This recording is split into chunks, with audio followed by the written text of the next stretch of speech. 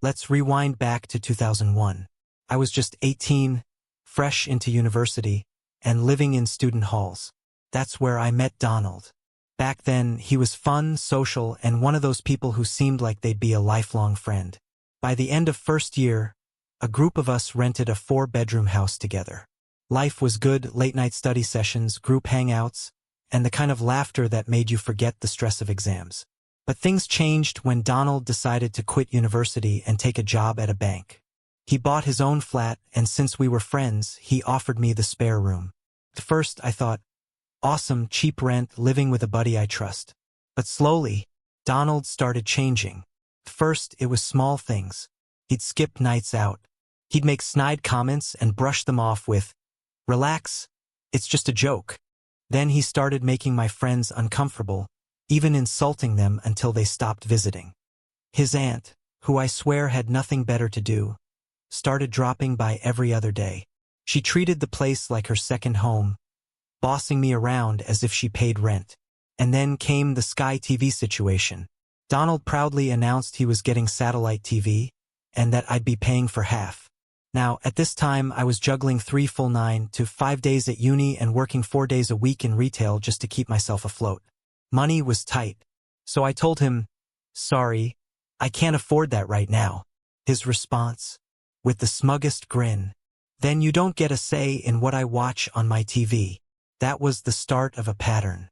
Every argument, every disagreement, every single chore around the house boiled down to the same line. My house, my rules. If you don't like it, move out. And he wasn't kidding. If the dishes weren't done, he'd yell.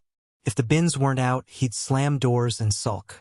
He conveniently forgot every time it was his turn for chores, then gaslit me into thinking it was always mine. Meanwhile, he kept insisting that since he worked full-time and I was just a student, I should be doing more. As if the 4 shifts at my retail job and long uni days didn't count.